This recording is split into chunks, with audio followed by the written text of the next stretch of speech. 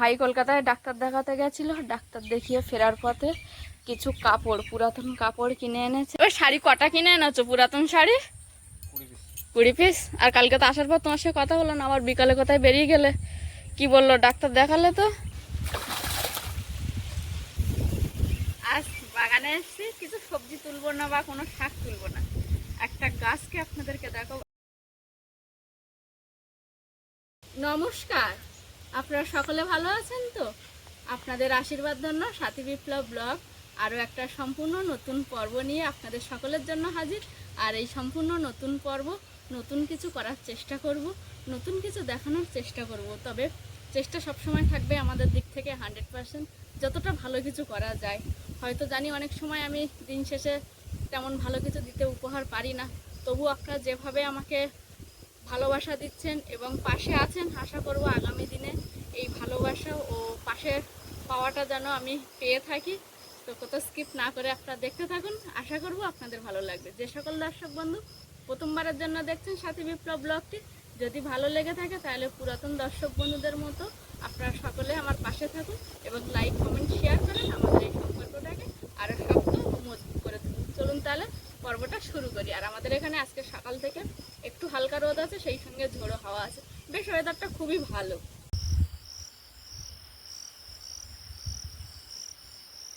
এখন এসছি ঢেঁড়স বাগানে, কয়েকটা ঢেঁড়স হয়েছে দেখছি। আর এই ঢেঁড়সগুলো ছোট অবস্থায় না তুললে অনেক সময় আর খাওয়ার মতো থাকছে না, বড় হয়ে যাচ্ছে তখন। তাই এই ছোটো থাকতে থাকতে ঢেঁড়সগুলো তুলে নেব।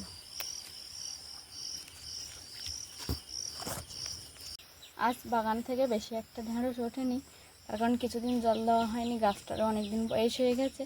এখন একটু বৃষ্টির জল পেয়ে যা মোটামুটি উঠছে এই টুকটাক। 1 2 3 4 5 1 2 3 4 5 6 7 8 ভাই কলকাতায় ডাক্তার দেখাতে গেছিল। ডাক্তার দেখিয়ে ফেরার পথে কিছু কাপড়, পুরাতন কাপড় কিনে এনেছে, যেগুলো দড়ি হিসাবে ব্যবহার করবে ফার্মের কাজে। আর এখন বাবা বসে বসে সেই দড়িগুলো কেটে রাখছে, একটা লেবেল করে কেটে কেটে রাখছে। ভাই ম্যাক্সের লেজে একটা দড়ি বেঁধে দিয়ে গেছে, আর ও সেইটা খোলার চেষ্টা করছে অনেক সময় দিয়ে, খুলেই ফেললো শেষমেশ।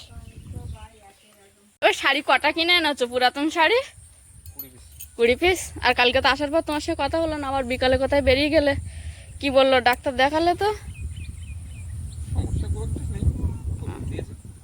কন্টিনিউ করতে হবে ওষুধ। আচ্ছা, আবার কি চেক আপ করতে হবে রে এই ওষুধ খাওয়ার পরে? না এটাই? আচ্ছা, এই যে এখানটায় প্লাস্টিকের যে জাল এই পর্যন্ত তো হয়ে আছে, এখন সেই জালগুলোকে বাবা বর পরিয়ে রেখেছিল ভাই যখন কলকাতায় গেছিল, এখন সেইগুলো ভাই আবার এখান থেকে টানানো স্টার্ট করবে।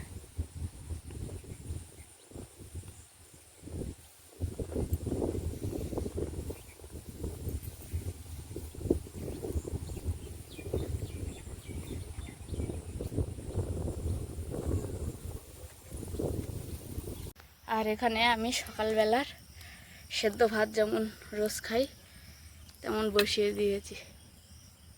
বৃষ্টি হচ্ছে মাঝে মাঝে, কি আর করা যাবে, তাই যখনই ফাঁকা পাচ্ছি কাঠগুলো এনে উনানের এই সামনের স্পেসটা ফাঁকা ছিল ওখানটায় সব রেখে দিচ্ছি, ওখান থেকে নিয়ে আবার রান্না করছি।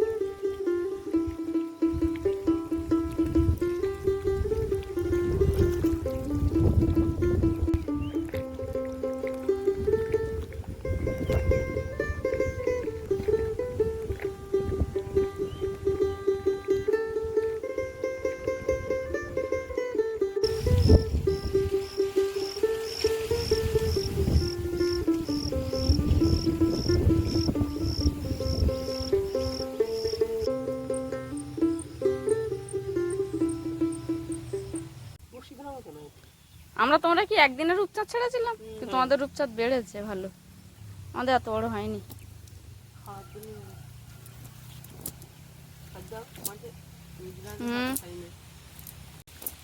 সবই তো রূপচাঁদ পড়লো।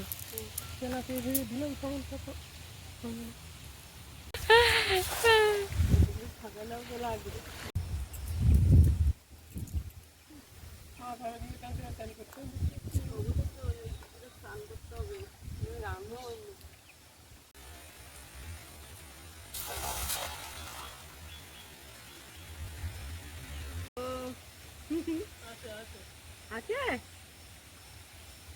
কাতলা না টেম্পু না সিলিভার? সিলিভার। হ্যাঁ, যা আছে সব নিয়ে চলে আসো।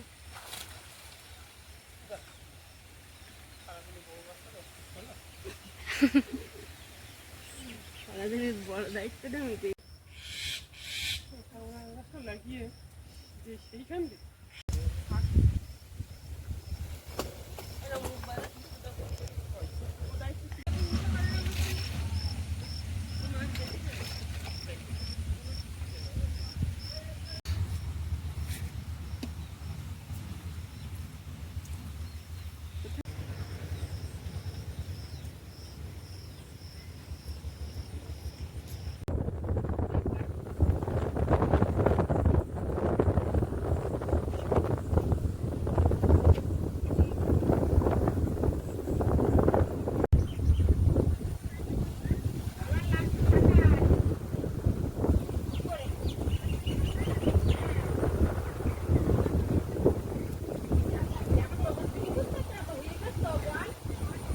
সকালে খেয়ে উঠে ভাই জাল ফেলবে, তাই বালতি হাতে করে যাচ্ছিলাম, এমন সময় দেখলাম এই যে একটা আম পড়ে আছে, আর একটা আম এই যে দুটো আম পড়েছে, কারণ সারাক্ষণই ঝোড়ো হাওয়া হচ্ছে তো একটা করে আম পড়ছে। সকালেও একটা পেয়েছিলাম। সকালে খাওয়া দাওয়া হয়ে গেছে। আমি সকালে রান্নার পরে দুপুরে সবজি বাড়িতে ছিল, সেগুলো সব কেটে ধুয়ে রেখে দিয়েছি, শুধু মাছের অপেক্ষায় বসেছিলাম।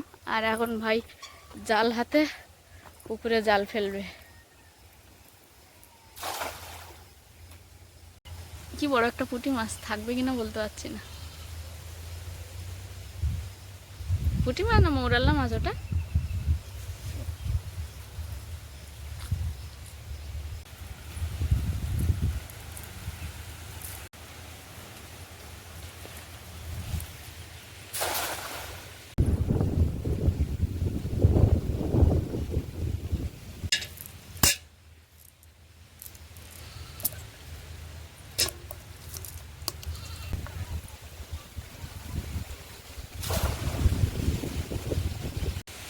আমাদের সামনের বাড়ির কাকিমাদের বাড়িতে আনারস হয়েছে, তবে এই আনারসটার অনেকগুলো মুখ হয়েছে।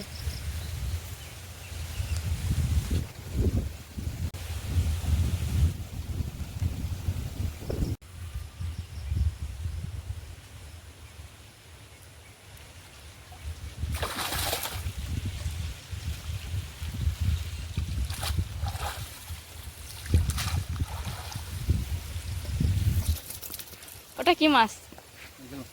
মৃগেল মাছ।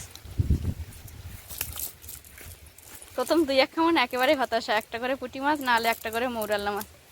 তারপরে 3 নম্বর খেমনে একটা বড় মৃগেল মাছ পড়েছে, জড়িয়ে গেছে ও, নাহলে পাক কাটি বেরিয়ে যেত বলো।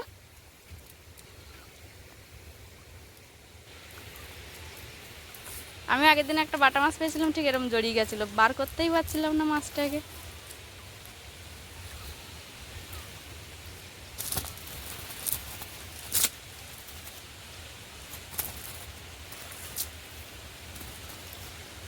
বড় মাছের সঙ্গেও কয়েকটা বেশ বড় বড় সাইজের মৌটি মাছও পড়েছে।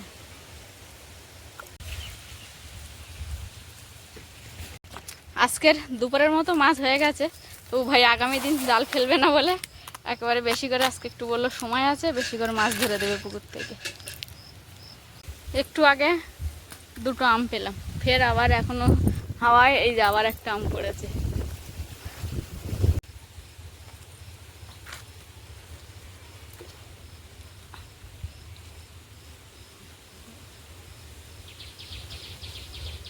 পায়ে ঠেকছে মাছ।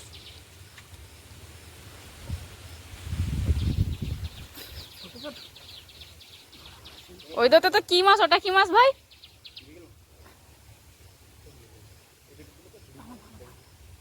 আর বেশিক্ষণ করতে হবে না, মেয়ে বেরিয়ে যাবে তাহলে।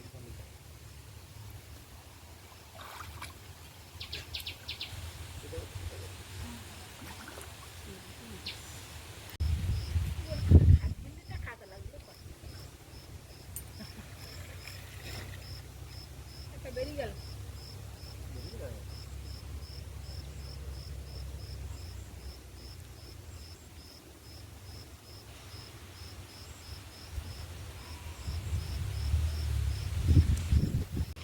সকাল থেকে যেটুকানি কাজকর্ম করেছি হয়তো সবটা আপনাদেরকে দেখাতে পারিনি, তবে কিছু কিছু করে দেখিয়েছি, একটু একটু ক্লিপিং। সেই সঙ্গে একটু কয়েকদিন বৃষ্টি হচ্ছে, টানা না হলেও যখন বৃষ্টি হচ্ছে সাংঘাতিক বৃষ্টি, আবার যখন রোদ হচ্ছে রোদ, আবার কখনো রোদ, ঝোড়ো হাওয়া মিলিয়ে বেশ ভালোই ওয়েদার। তবে এই কয়েকদিনের বৃষ্টিতে আমাদের খালের যে রূপ সেটা একেবারেই পরিবর্তন হয়ে গেছে, যেটা সকালবেলা আপনাদেরকে দেখিয়েছি একটু একটু করে নিয়ে। আর আমি রান্নার পরে কিছু সবজি কেটে নিয়েছি। আর এই যে ডাঁটা, এই ডাঁটাগুলো খেতে ভীষণ ভালো লাগে।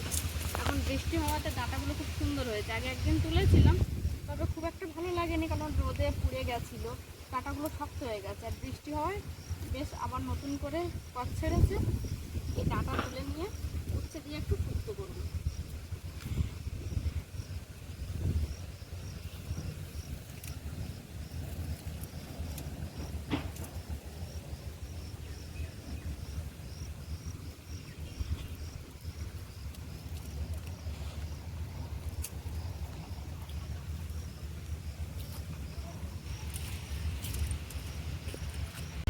এই যে গাছটা দেখতে কিছুটা কুদুলি গাছের মতো, ফলগুলোও কিছুটা কুদুলির মতো দেখতে হয়, কিন্তু এটা কুদুলি গাছ না।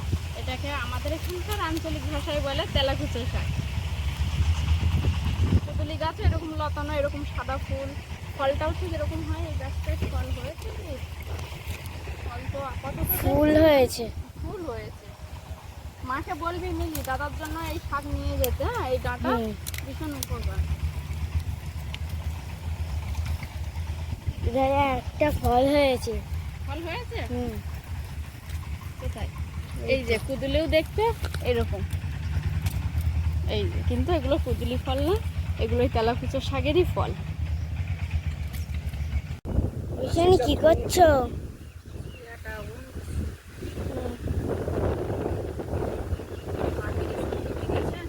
না, এখনো যাইনি, আজকে যাবে।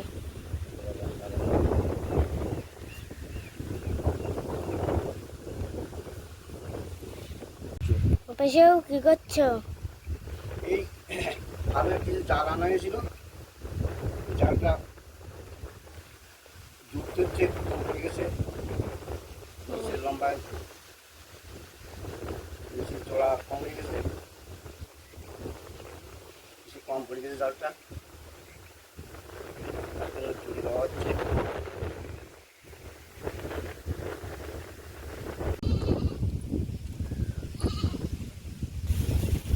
আজ বাগানে এসেছি, কিছু সবজি তুলবো না বা কোনো শাক তুলবো না, একটা গাছকে আপনাদেরকে দেখাবো। এই যে এটা হলো একটা লাল নোটে শাক, কিন্তু এর পাতাগুলো এত সুন্দর দেখে মনে হচ্ছে কি পাতাবাহার গাছের যে অনেকগুলো রকম হয় না, তার মধ্যে মনে হচ্ছে এক রকমের পাতা এই গাছটাতে, পুরো সবুজ, তার মধ্যেখানে হালকা হালকা লাল হয়ে আছে।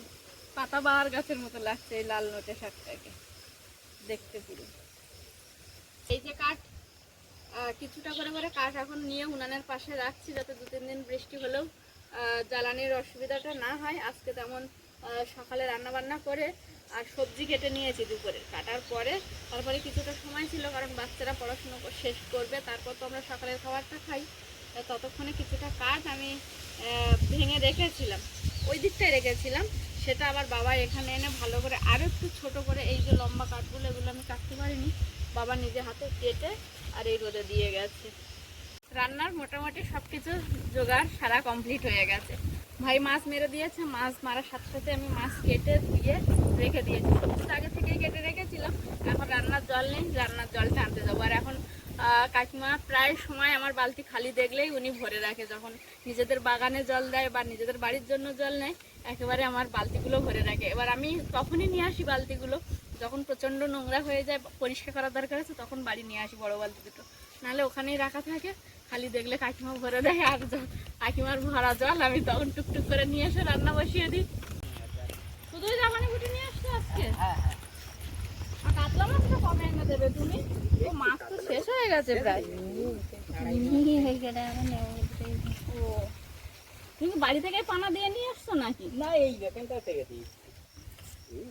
দিয়েছিলাম, ওই একটু খাচ্ছে বলে দিলাম। বড়? হ্যাঁ হ্যাঁ, বড়। হ্যাঁ, আমরা যা চেয়েছিলাম তার থেকে বড়। বড় না? হুম। লাল কালার কি মাছ? ওটা লাল, ওই জাপানি বড়ি। এটাই? এটাও জাপানি বুটি? হ্যাঁ, অন্য কিছুতে খেয়ে নেওয়া না তো। এত বড় মাছ তো ওনাদের না, আমাদের এর থেকে আরো ছোট ছোট ছেড়েছিলাম, এইটা একটু। ওনাদের মাছ এরকম গ্লাসটা খুলে এরকম হয়ে যেত। তোমার কাছে নিলাম না গ্লাসটা? ধর পাল্লা, এইবারে তুমি ধর। হ্যাঁ। ওগুলো তুমি কাতলা মাছটা, আমার জ্যৈষ্ঠ মাস চলেই গেল, সেই তোমাকে চৈত্র মাস থেকে বলছি।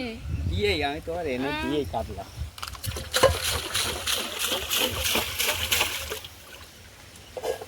আর ওই ব্ল্যাক কাপ আর 2-5টা আমার দিতে হবে। আর পাঙাশ আমি কালকে মাছ ছিল না বলে আমি 2 টন মনে করে নিয়েছি, কম নিয়েছি। কম নিয়েছে? হ্যাঁ। আমার পাঁচ তো হিসাবে তোমাদের বেশি ফেলার কথা তো। হ্যাঁ, আমি বুঝতে পারছি না মা বাড়ি নিয়ে কতটা কি নেবো, আমি বুঝতে পারছি না, বলে কম করে নিয়েছি। তুমি আবার পাঙাশ আনলে আমাকে বলবে। না, চলো। ওই 1 কেজির বেশি আছে, যাও, ওই 1 কেজির দাম নেবো না, বুড়িয়ে না, ওগুলো বুড়িয়ে না। 1 কেজি একটা মাছ আছে, 1 কেজির দাম নেবো। কাকিমাদের বাড়ি জল নিতে ঢুকছিলাম, এমন সময় যে কাকুটার কাছ থেকে আমরা সবসময় মাছ নিই, সেই কাকু দেখি কাকিমাদের বাড়িতে মাছ দিচ্ছে, তবে একেবারেই শেষ, কাকিমাদের দিয়েই শেষ, আর কোনো মাছ নেই, পুঁটি মাছ, জাপানি পুঁটি।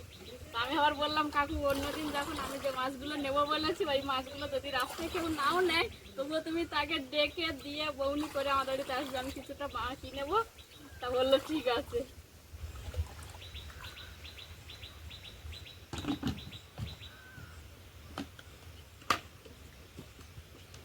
জল ভরা হয়ে গেছে, এবার বাড়ি গিয়ে রান্না বসাবো।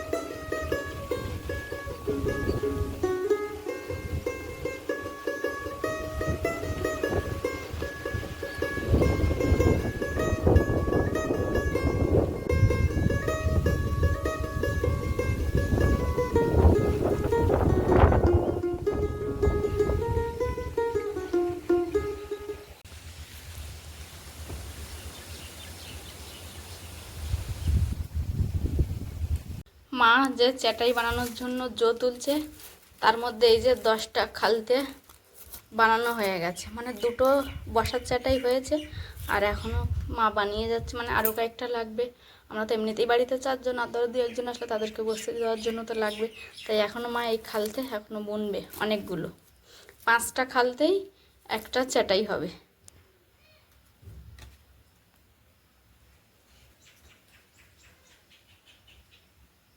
তুমি কি করছো? এই চ্যাটা বুনছিলাম, একটা হয়ে গেছে।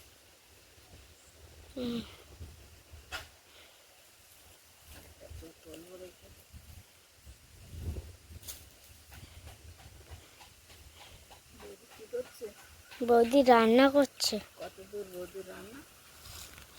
হয়ে এসছে। একখানা চ্যাটার বোনা হয়ে গেছে, আর একটা জো তুললাম, তুলে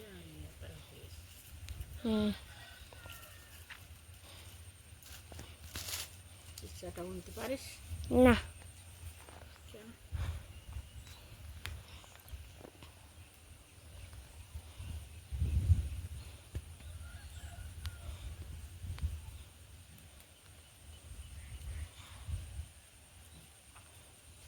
বৌদির রান্না তো হয়ে গেছে।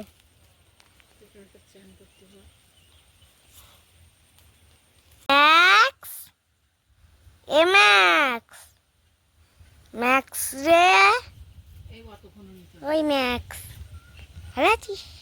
দুপুরে রান্না করলাম গরম গরম ভাত, সেই সঙ্গে এই যে বড় মাছের কয়েক পিস দিয়ে ঝিঙে আলুর একটা ঝোল বানিয়েছি। আর আমাকে একজন দর্শক বন্ধু কমেন্ট করেছিল যে সাথী তুমি মিষ্টি মাছ একদিন জিরে ফোড়ন দিয়ে রান্না করবে, খুব ভালো লাগে। তো আজকের গোটা জিরে ফোড়ন দিয়ে আর কিচ্ছু দিইনি, এতে শুধু কাঁচা লঙ্কা আর জিরে মরিচ বাটা দিয়ে ঝিঙের ঝোলটা করেছি।